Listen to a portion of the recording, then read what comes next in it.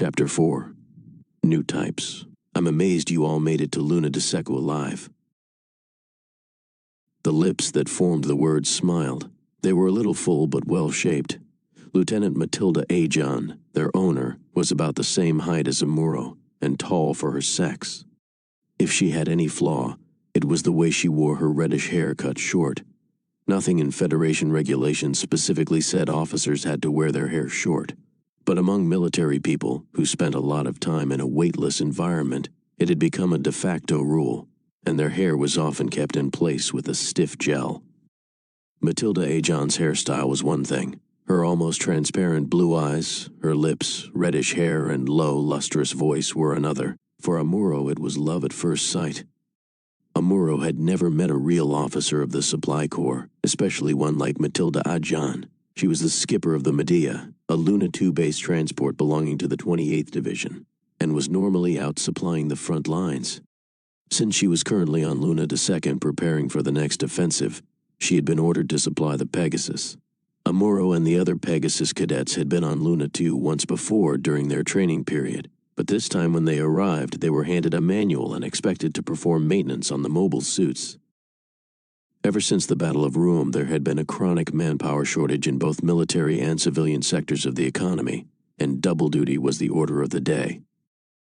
Only absolute rookies were exempt, but as soon as they learned their way around, they too were put in charge of any and everything. Amuro was now a combat veteran. A flurry of activity swirled around the Pegasus. First, Lieutenant Matilda Ajon's unit deposited repair parts anywhere they could on the Pegasus and left for more. Then men from Lieutenant Woody's engineer corps arrived on the ship, and the Pegasus's hangars echoed over and over, with arguments between his men and the ship's own mechamen over correct procedures. Because it was the first time most of the mechamen had worked on a completed mobile suit, far more than were actually needed milled around the machines. Inside the crew's normal suit helmets, all was bedlam. In theory, of course, one could tune out the racket and enjoy some silence by simply switching off the mic, but that was only theory.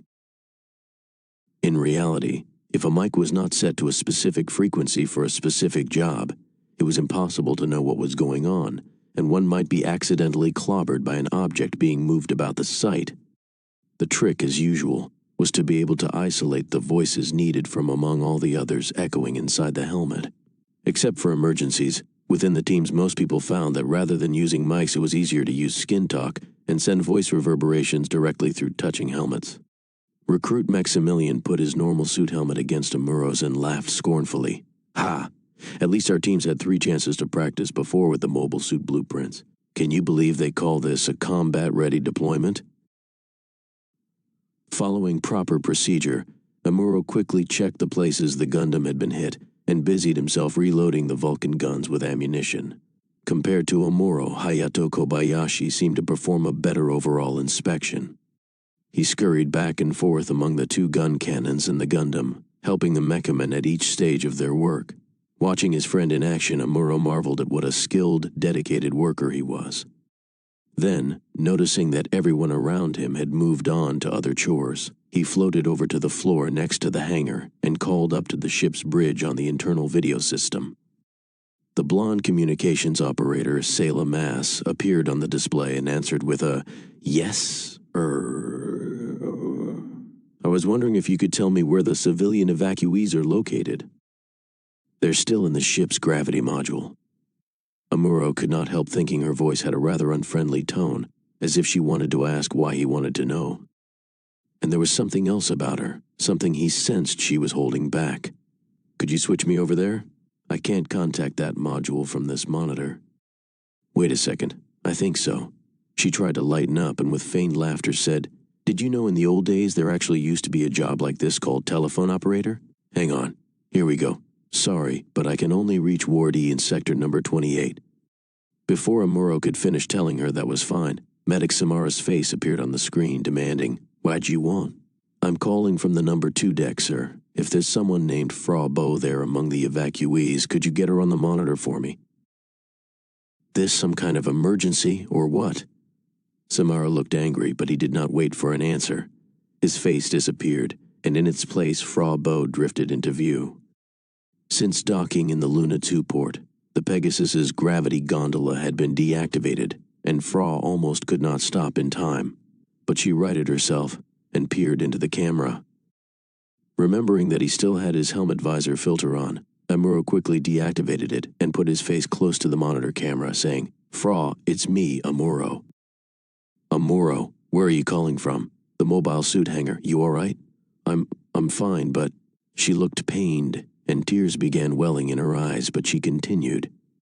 "When the Zaku's attacked Side 7, Mom and Gramps were." That was as much as she could get out. With her face in full display, Amuro watched her break down and cry. "Fra, you'll be all right. I know you will." Amuro had been extremely close to Fra's mother, Fam. Separated from his own mother, Camaria, at age 6 when his father, Tem, moved to Side 7, he had been down to Earth only 2 or 3 times after that to see her. She had always spoiled him with kindness but had never agreed to go to Side 7, and Amuro's father never demanded it. In reality, his mother's refusal to leave Earth was a convenient pretext for his parents to separate. His father used his fame as an architect-builder to make a deal with the local officials and obtained a special dispensation for her, so she was spared the forced emigration to the sides. His own philosophy was simply expressed as, "I want Amuro to see the construction of the new side. The experience will make him grow up to be strong, the kind of man we'll need in the new century." After arriving at Side 7, Fraubo's mother had shown enormous sympathy for the single-parent family next door, and had become in effect Amuro's surrogate mother. She was just being kind, of course, but her affection helped assuage his longing for his own mother. "Fra," Amuro continued, "you've got to get hold of yourself. Think of all the other people." "Amuro, I need to see you so bad. Where are you, Amuro?" Right on top of Fra's words, a general summons was suddenly announced for Amuro and the other cadets. "All pilots named report immediately to the subbridge." "Fra," Amuro pleaded, "I've got to go. They've called me. Listen, if you move or transfer stations, make sure you leave a message for me. Understand? I know you'll be all right. You're stronger than you think." He wished he could wipe the tears from his eyes, but in order to do so, he would have had to enter an airlock and take off his helmet. Captain Watkins, in command of the Federation base on Luna II, had his office in the centrifugal gravity core. The only decoration on the walls was a copy of an abstract painting by Jules Blanc. Ensign Brait, Warrant Officer Mirai, Ship's Engineer Ensign Sem Dowai, and Petty Officers Amuro, Ryu, Kai, and Hayato, all told to wait by the soldier on duty, stared at the painting as if trying to find some clue to the captain's personality. They heard the gentle laughter of General Revel approach from the hallway outside, and then Watkins opened the door and ushered his superior in, still chuckling. "Sorry to keep you waiting, troops." Watkins said it in a rather curt, almost cold way, but Amuro had read a review of his poetry in the local newsletter, Luna II News, and he knew he must be something of a sensitive man. As for General Revel, he had never met him in person before, but he had seen many TV broadcasts of his famous Zeon is Exhausted speech, delivered after his escape from captivity in Zeon, during negotiations on the Treaty of the Antarctic. The still-smiling general returned the salutes of Amuro and the others and performed a cursory review. When his expression turned more stern, Amuro recognized in it the same power he had felt at the time of the TV broadcast, and felt a chill. Then the general turned straight to Amuro, grinned, and said, "And are you Petty Officer Amuro Ray? Warfare between the Principality of Zeon and the Earth Federation had first erupted in January 0079 UC, when, 3 seconds after issuing a formal declaration of war, Zeon threw its entire military might into an attack on sides 1, 2, 4, and 5. Each side was composed of up to 40 groups of colonies, which collectively held up to 1 billion people. In one audacious move, the Zeon fleets had nearly accomplished the unthinkable, slaughtering 4 billion people, annihilating the entire Federation forces and forcing the Earth government to capitulate. Survivors later sarcastically referred to having received a 3-second warning. The strategy for destroying the colonies was horrifyingly simple. The colony cylinders had a sealed atmosphere, so the Zeon military simply injected GG gas into them. The gas was poisonous, colorless, and odorless. It took only 15 minutes to inject 10 tons of it, and in 5 hours nearly 25 million people were dead. Had Zeon managed to continue at that rate for 20 hours, and then immediately demanded the unconditional surrender of the Earth Federation forces, they probably would have triumphed. But two factors worked against them. First, General Revel put up a courageous struggle around Side 5, known as Room, and successfully held off the Zeon forces there. Second, immediately after the first gas attacks, the Federation government on Earth began to put up a fierce resistance of its own.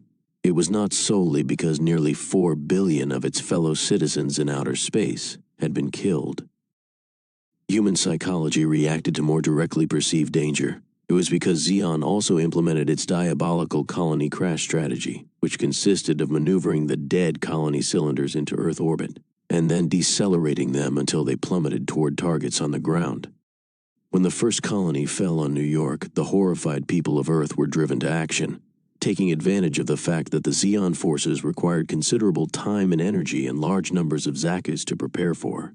Such a massive undertaking, the Earth Federation forces regrouped and counterattacked. Unfortunately for Zeon, large numbers of Zakus were destroyed. For once both Giran Zabi and his sister Caecilia were in fundamental agreement on the correctness of the colony crash strategy. They believed that victory could not be achieved only by slaughtering innocent millions with gas attacks. Rather, because they saw war as primarily a psychological process, their plan was to crash colonies into Earth's major cities until the arrogant ruling Federation elites trembled in fear. And to a certain extent they achieved their initial objective. A month after the one-week battle, as this first stage of the conflict came to be known, Zeon launched another attack. But General Revel had mobilized the surviving Federation ships and was again able to resist effectively, as the opposing fleets clashed in a fierce struggle between the Earth and the Moon around Side 5. The Zeon forces were at first outnumbered in ships, but they put their new mobile suits, the Zakus, to superb use and succeeded in annihilating most of the Federation ships. Revel's flagship was destroyed by a special team of Zakus called the Black Tri-Stars, and Revel himself was taken prisoner. It was in this same Battle of Roum that Lieutenant Commander Sharaznable first distinguished himself as a Zaku pilot. Zeon's Supreme Commander, Giran Zabi, then issued an ultimatum to the Earth Federation government, threatening to crash Luna II into their headquarters at Jaburo unless they surrendered unconditionally. Jaburo was the central command post of the Earth forces, located deep underground in South America, and had it been destroyed, the planet clearly would have had no choice but to capitulate. Shuddering in fear, high-level Federation officials began negotiating with Zeon representatives, including Supreme Commander Giran and Rear Admiral Caecilia, at a site in Antarctica. While most felt unconditional surrender was unavoidable, they asked Giran for 10 days to debate the issue among themselves. Without waiting for their decision, Giran returned to Zeon, entrusting the rest of the negotiations to Caecilia with the advice, "The Earth Federation leaders are spineless. Be sure to take advantage of that."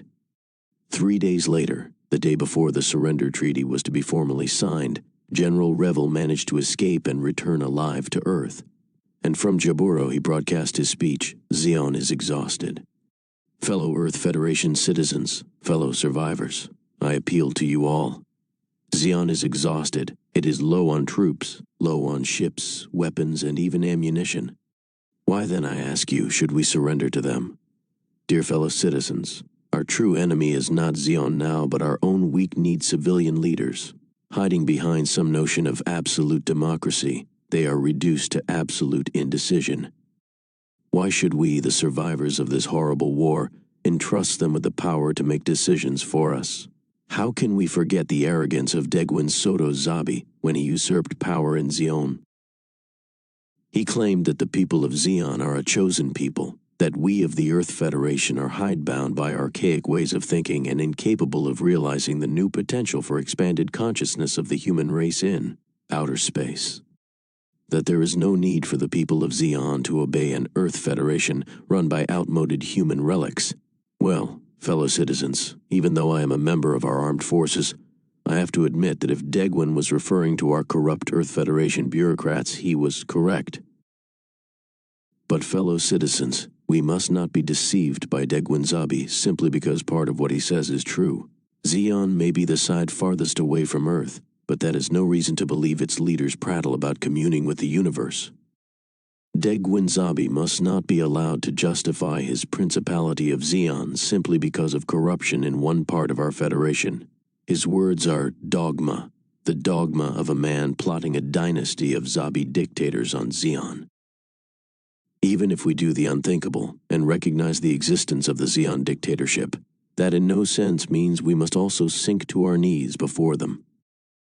The Earth Federation is a government founded on the premise of sovereign individual rights. Mankind, furthermore, was able to advance into outer space as a result of the Federation government, which is itself a crystallization of all mankind's accumulated knowledge and experience.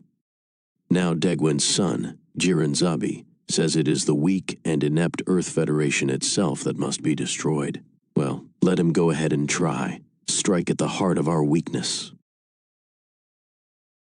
But what right does he, who slaughtered 4 billion innocent people, have to strike such a righteous pose?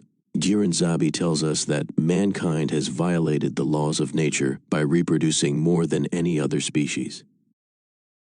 He tells us that mankind's population growth must be managed because mankind must learn to inhabit the universe in harmony with nature. He tells us that the death of 4 billion people was merely expiation for our past sins against nature. Is Jiren mad? What does he possibly think the human race and entire species could gain? By exterminating itself? There is nothing to gain. No, Jiren is a despot trying to exterminate the very source of life that has supported and nurtured him. We of the Federation shall never comprehend the monstrosity of his actions. And now Jiren threatens to crash Luna II onto Earth unless we surrender to him. What basis does he have for his demands? Is he in possession of some sort of absolute truth? No. He possesses nothing more than his own demented dogma. Is the entire Federation completely enfeebled, corrupt, and degenerate? Again, the answer is no. Many good, capable citizens have fought bravely against the threat from Zeon, and we are still strong and alive. So, then, does Zeon actually possess an overwhelming military superiority over the Federation? Again, the answer is no. Fellow citizens, listen to what I say. Jiren's threats are a mere bluff. Unworthy as I am of my good fortune, I was captured rather than killed by Zeon forces and thus was afforded the opportunity to see the Zeon nation firsthand.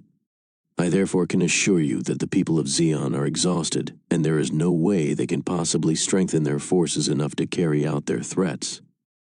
So I say to you, Jiren Zabi, if you think you can send Luna II crashing to Earth, well then, go ahead and try. When General Revel had said this on television, it was as if he were staring Jiren Zabi straight in the eyes. Zeon's strength was expended in the Battle of Room. There is no way they can create new soldiers overnight, and Jiren Zabi knows it. I therefore appeal to all the citizens of the Earth Federation, to each and every one of you.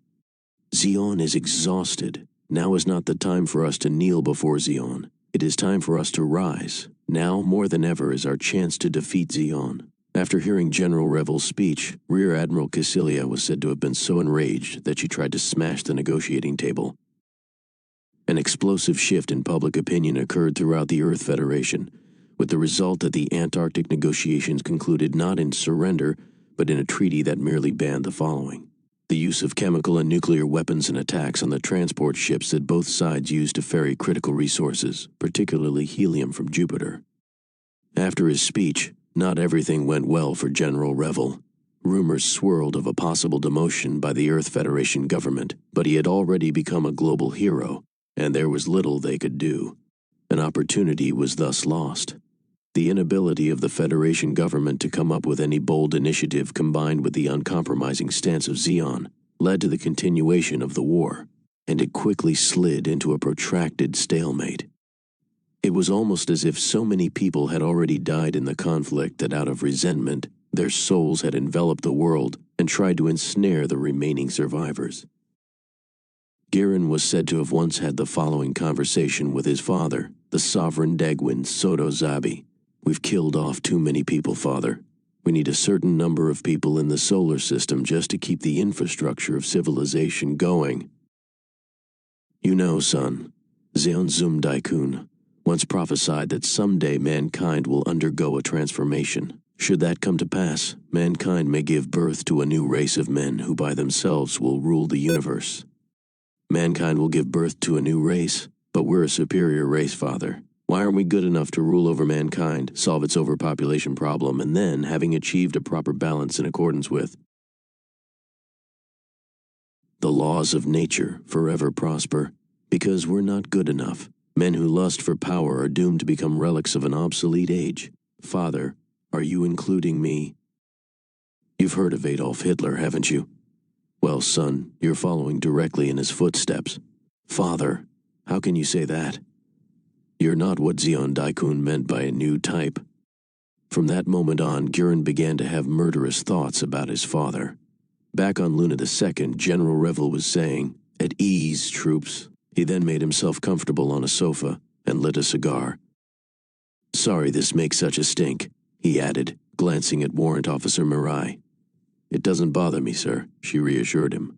Mirai decided she liked this general, who seemed as shy as a boy in front of her, and she knew she would have no problem whatsoever following his commands.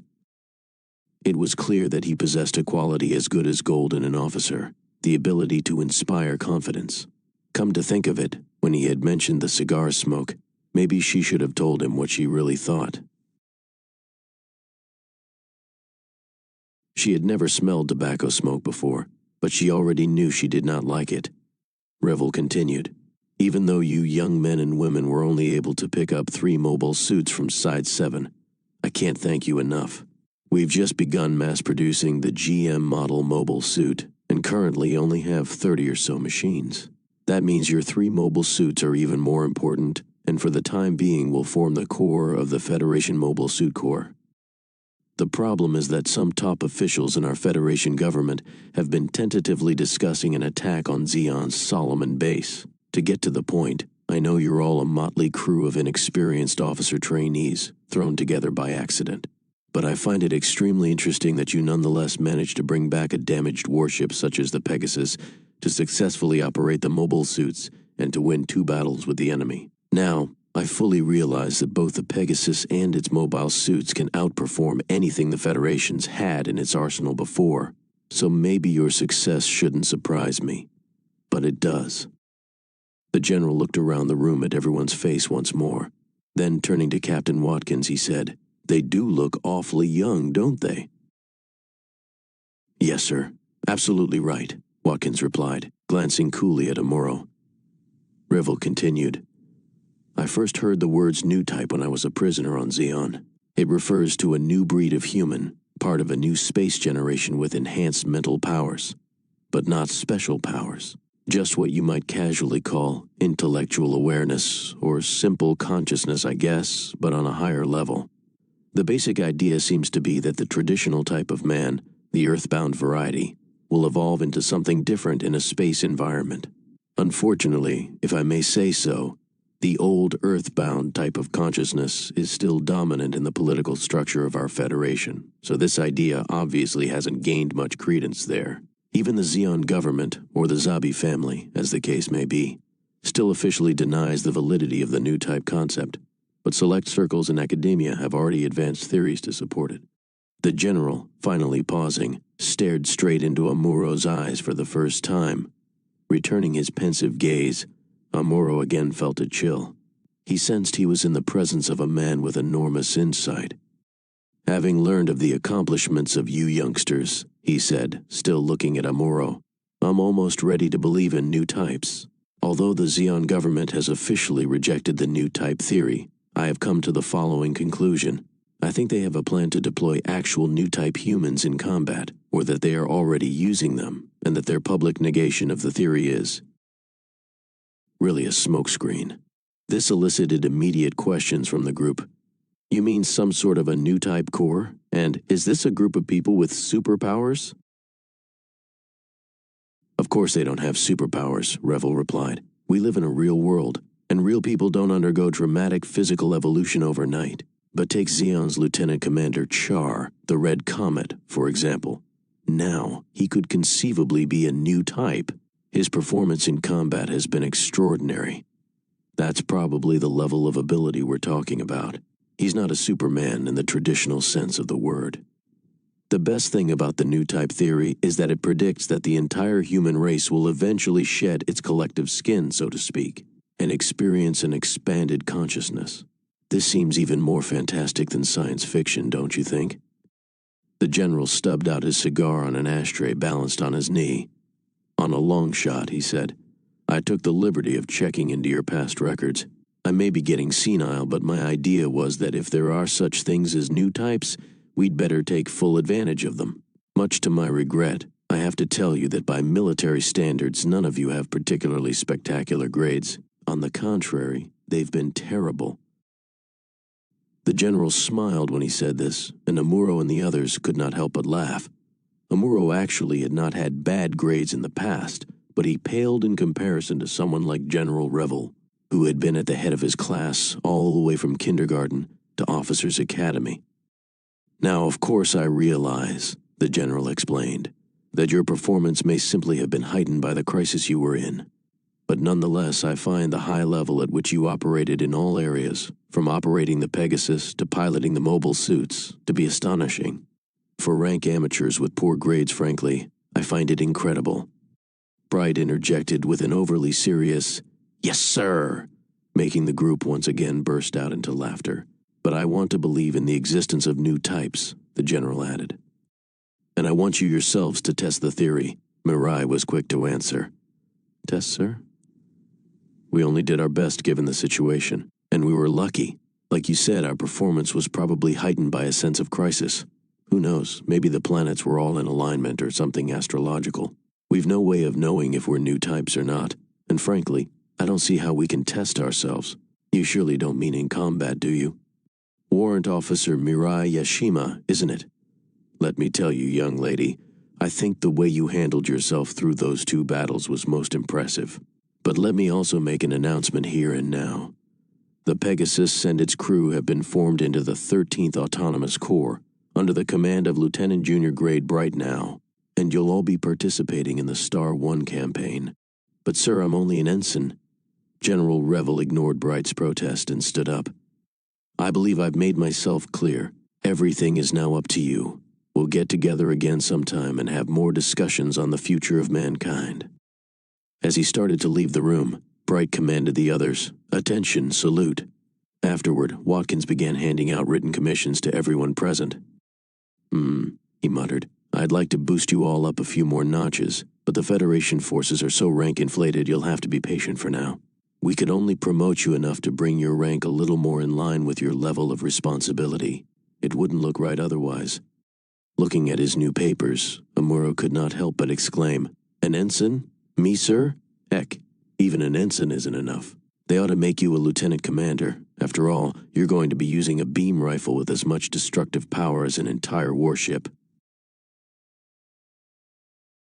Everyone assembled had reached officer rank. 3 mobile suits, but you'll just have to work things out among yourselves for now.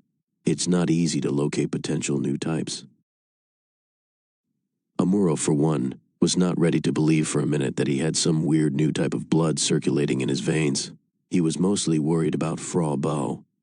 Selah Mass, perhaps because of her military-related training and the fact that she had volunteered for service on Side 7, was granted the rank and uniform of Petty Officer 2nd Class in the Federation forces. She had always tried to avoid anything directly connected to the war, so the commission didn't make her happy. After all, although her companions were unaware of it, Selah's father had been Zeon Zum Daikun, one of the first persons to advocate the independence of space colonies, the leader of the revolution on Side 3, and founder of the Zeon Republic. If he had not died, the Zabi family never would have been able to seize power and pervert the revolution. But be that as it may, the rebel principality of Zeon now existed. It bore her father's name, and it was supposed to be her enemy.